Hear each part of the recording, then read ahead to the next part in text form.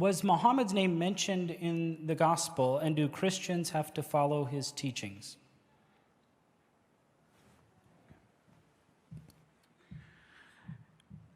Muhammad's name is not mentioned in the Gospels as we have them now. The Quran says that Jesus had preached to his people saying, one will come after me, ismuhu Ahmad, whose name is Ahmed. And Ahmed in Arabic comes from the same root as the word Muhammad, meaning somebody who is praised. And Muslims think that this is an equivalence, that when Jesus spoke of Ahmed, he was speaking about our Prophet Muhammad, on whom be peace, as depicted in the Quran. Now, in the Gospels, obviously Jesus has been taken as the be-all and end-all. Everything from the Old Testament was interpreted to make Jesus the be-all and end-all. So for the writers of the New Testament, there is no prophet to come after Jesus. But that doesn't mean that that was the fact, and that doesn't mean that that's what Jesus himself preached. In fact, we are finding clues in the New Testament that Jesus may have spoken about someone to come after him. We've already seen that John the Baptist was speaking about someone to come after himself who is greater than both he and Jesus at the same time. Did Jesus speak about somebody? Yes.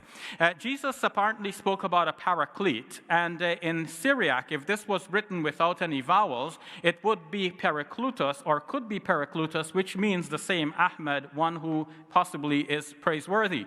But even if we take the Greek word paraclete and we analyze the statements carefully in John chapter 14, 15, and 16, it looks like this is pointing to another human being. John chapter 14, verse 26 specifically says the Holy Spirit, but that is thought by some to be a later corruption.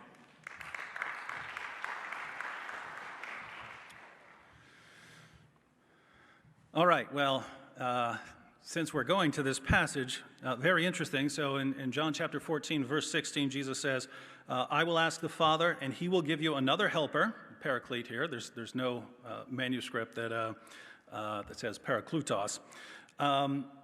That he may be with you forever. That is the Spirit of truth. So Jesus immediately clarifies who he's talking about. He's talking about the Spirit of truth. Now, why is this interesting? Well, if you go over to who sends him, John chapter 16, verse 7, Jesus says, but I tell you the truth, it is to your advantage that I go away. For if I do not go away, the Helper will not come to you. But if I go, I will send him to you. So, you Muslims, you believe that Jesus sent Muhammad? Jesus is the one who sent Muhammad? Who's the one who sent Muhammad? That's Allah, right? All right, well, Jesus says he's the one who sends the helper. If I go away, I will send him. So if Jesus is the one who sends the helper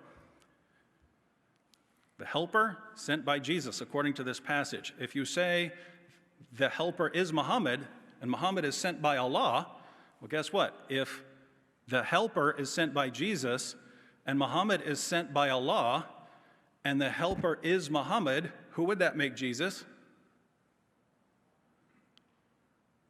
If the helper is sent by Jesus, and Muhammad is sent by Allah, and you're saying that the helper is Muhammad, who would that make Jesus?